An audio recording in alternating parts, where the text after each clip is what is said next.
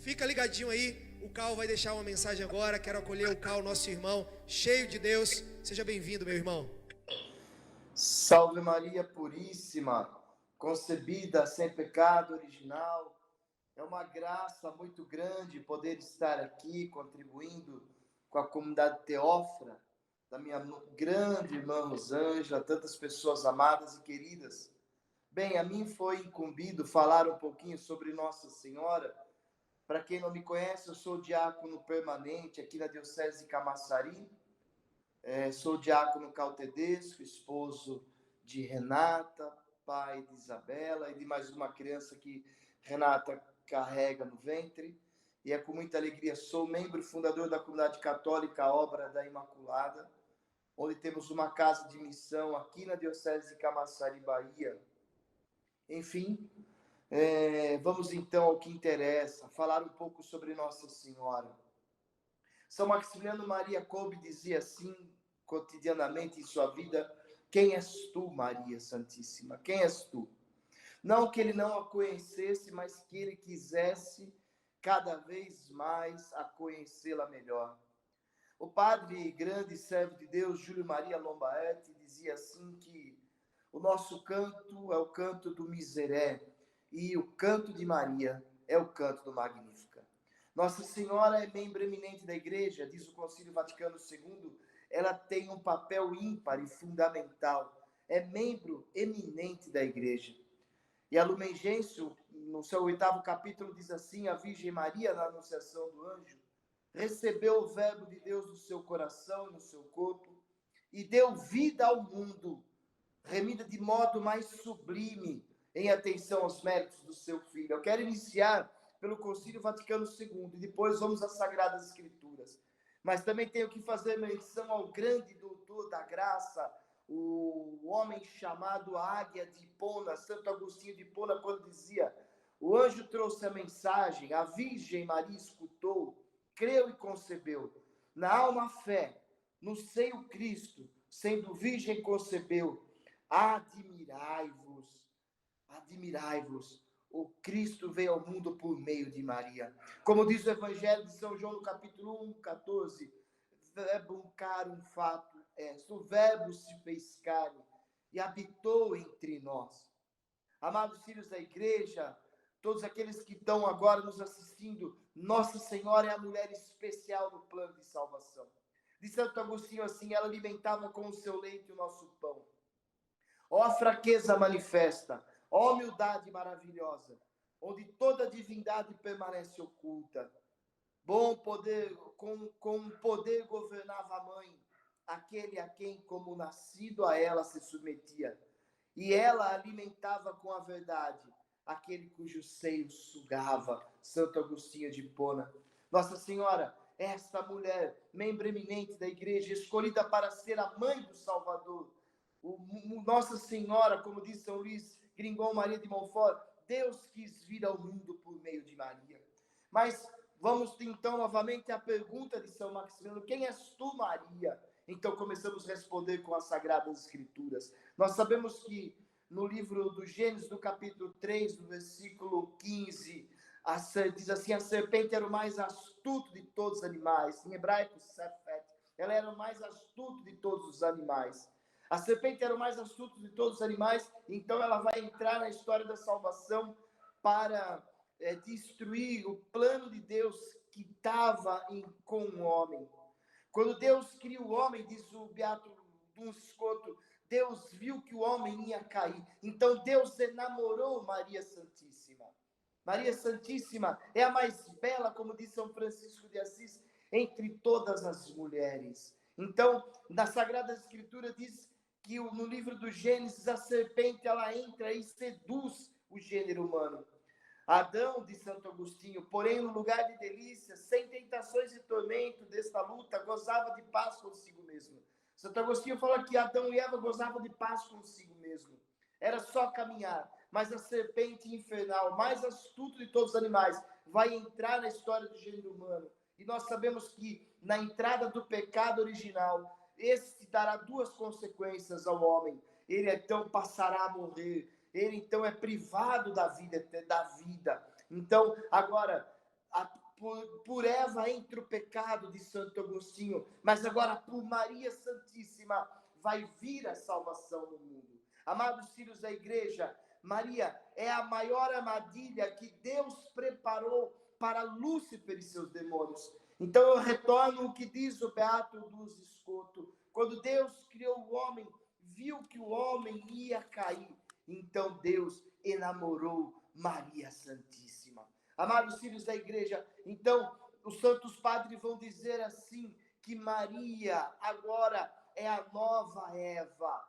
Por Eva entrou o pecado, por Maria Santíssima entrou a salvação. O homem que estava no estado de pecado, o homem que havia rompido a aliança com Deus, o homem que havia traído Deus, agora ele vai voltar. Nós falamos na teologia que nós somos criados à imagem e semelhança de Deus, criados por Deus e recriados por Cristo. Então, no livro do Gênesis 3, de 1 a 15, nós vemos a queda do gênero humano. E agora, no Evangelho de São Lucas, no anúncio do arcanjo Gabriel, nós vemos o retorno do homem ao verbo de Deus. O anjo do Senhor foi então enviado a uma casa para anunciar a salvação.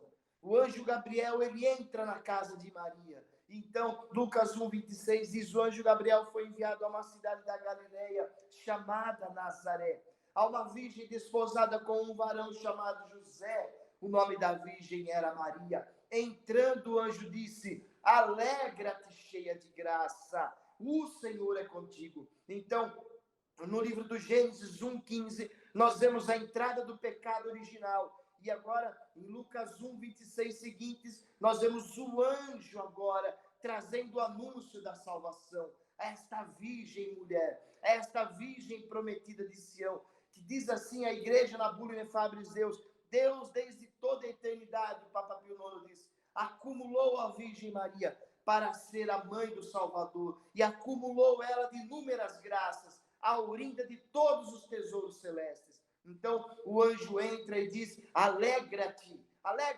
cheia de graça. Mas aqueles que conhecem as Sagradas Escrituras, que estudam as Sagradas Escrituras, sabem que este alegra-te que o arcanjo Gabriel disse à Virgem Maria, ele não é apenas um alegra-te de bom dia, ou good morning, ou good evening, não. Esse alegra-te, cheia de graça, é o alegra-te messiânico contido na Bíblia, contido nos profetas, contido nos salmos. Alegra-te, este alegra-te é o mesmo de Zacarias. Alegra-te, filha de Sião, rejubila porque o rei vem diante de ti. Amados filhos da igreja, a Maria Santíssima, mãe de Jesus, a Theotokos, a mãe de Deus, esta mulher escolhida por Deus para que o Salvador viesse ao mundo. Deus quis vir ao mundo por meio de Maria Santíssima. Olha aqui de São João Crisóstomo, Cristo venceu o demônio com as mesmas armas que ele usou contra nós. Uma virgem, uma árvore e a morte. Esses são os sinais da morte.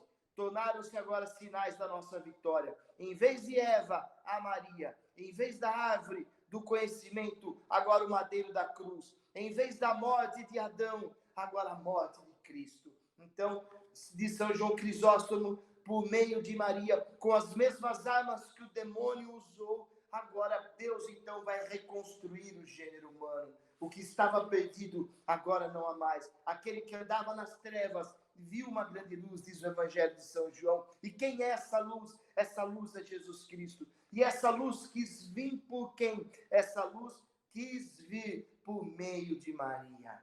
O Concílio Vaticano II diz assim na Lumen Gentium, no capítulo 53, que ela é membro eminente da igreja, que ela é unida de modo estreito com seu filho Jesus. Então, eu quero fazer menção às palavras do cardeal, de um grande cardeal da igreja, um grande cardeal estudante da Trindade, o cardeal Ivans Congar. O cardeal Ivans Congar dizia assim que quando o pai e a mãe se unem no matrimônio para fecundar o filho, na noite de núpcias, então os cromossomos do pai e da mãe se unem, o esperma chega ao útero materno, e então dá início à vida humana. Veja, amados filhos, o cardeal fala assim que os cromossomos do pai, os cromossomos da mãe, então formam uma nova criatura. Amados filhos da igreja, o cardeal diz assim, nos explica, o grande cardeal Ivan Sconga.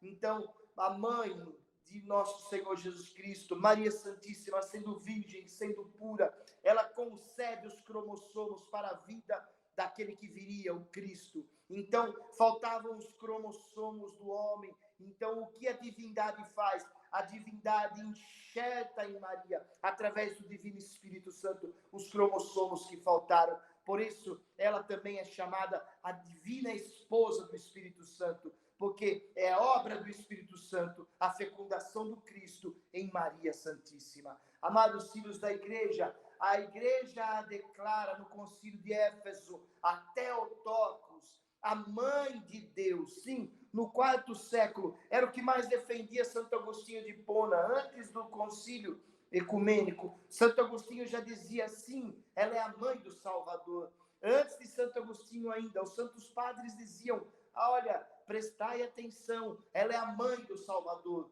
ela é a Theotokos, mãe de Deus. Diácono, por que tu falas isso? Porque também, na mesma época, alguns diziam, não, ela é apenas Christotokos, ela é apenas mãe do Cristo, ela não é a mãe de Deus. Uma mulher não pode ser a mãe de Deus.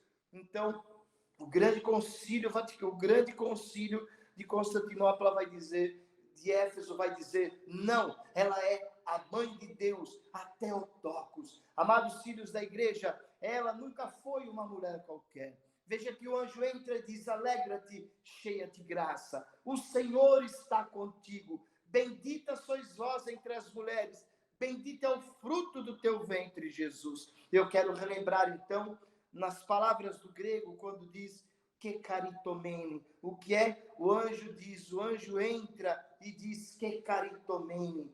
Raile que caritomene.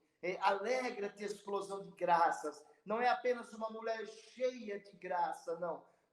Não, na Septuaginta, no grego, está lá, que caritomene, raile que caritomene. O que é isso? O que quer dizer isso, diácono? Quer dizer, alegra-te, cheia de graça, explosão de graças. Alegra-te, explosão de graças. O Senhor é contigo. E quem é esse Senhor? Esse Senhor é o Deus dos exércitos. Esse Senhor desceu do céu e fecundou em Maria a maior obra do cristianismo, que é o nascimento do seu filho no ventre de Maria. Maria Santíssima, então, se torna a Theotokos, a mãe de Deus. Alegra-te, cheia de graça. O Senhor é contigo.